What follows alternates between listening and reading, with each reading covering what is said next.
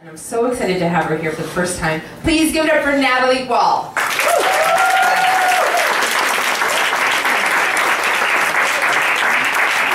I was at the bar with my best friend Carrie, who was visiting me from Chicago, when this guy like taps me on my shoulder and was like, "Can you watch my phone while I go pee?" And I was like, "Great, thank you." But I was like, "Yeah, whatever." And he comes back post-pee and he starts a conversation with us, but it's obvious he's a complete bag of shit. But we're humoring him because we're hilarious. His name is Mordecai. And some of you are ahead of me. And Mordecai was allegedly a lawyer for the Brett Favre penis case. And does everyone remember the Brett Favre penis case? Yeah. Okay, cool. For those of you that don't remember because you have a life, all it was Brett Favre sent a dick pic to a cheerleader and all the interwebs went crazy. And he had to retire, and it was time for him to retire, guys, because his penis was yellow. That was not an Instagram filter, that was jaundice.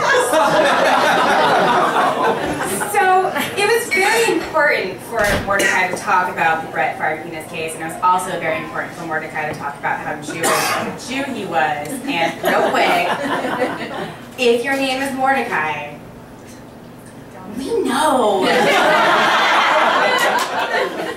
So it hit the point of the night where we're like, okay, we're gonna leave and never see you again.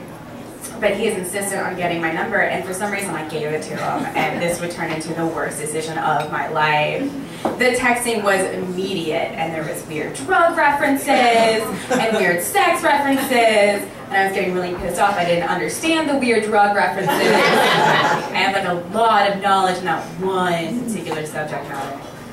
But now it was the next day, and we were with my roommate Matt, and we're like, I don't know how to explain this guy to you. Like, you have to experience it. And he was like, just fucking invite him out then. So I do.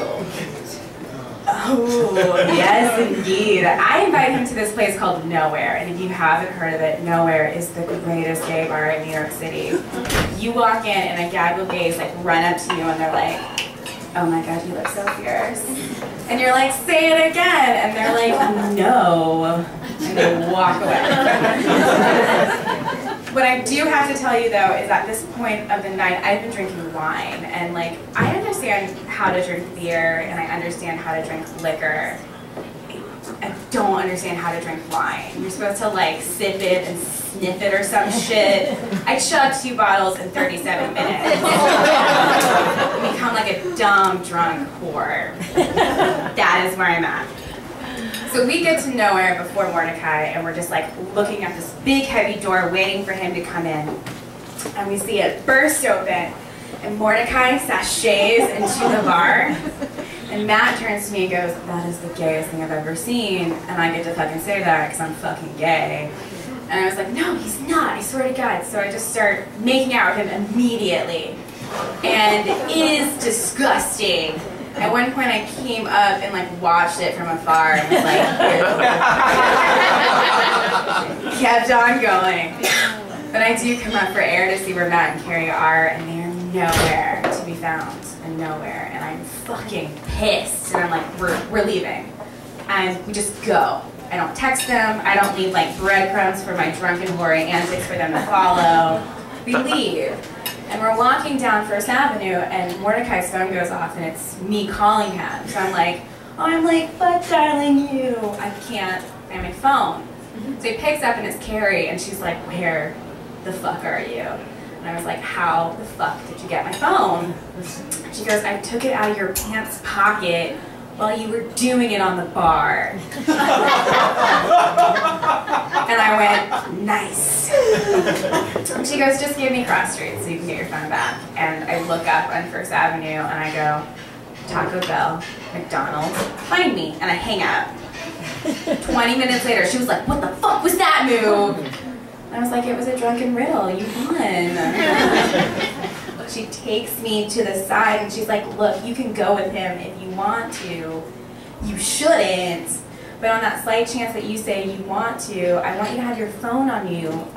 So so you can call 911 in case of an emergency. And I go, thank you. And I grab my phone and run to a cab with them. And we get out on 37th and Park. And someone just went, you could feel the money just like slapping you in the face. And I was like, I'm gonna marry him. I'm gonna marry him. I'm gonna have his babies. No matter what the fuck happens, I'm gonna come out loaded. Because this smart bitch is not gonna sign a prenup. And so basically, I'm in love. And he leads me to his apartment door and he pulls out a single key from his back pocket and he goes to put the key in the lock and the key does not fit. And he looks at the key, looks at the lock, looks back at the key and shakes it. Because somehow shaking the key is going to change its molecular shape. Spoiler alert, it fucking doesn't.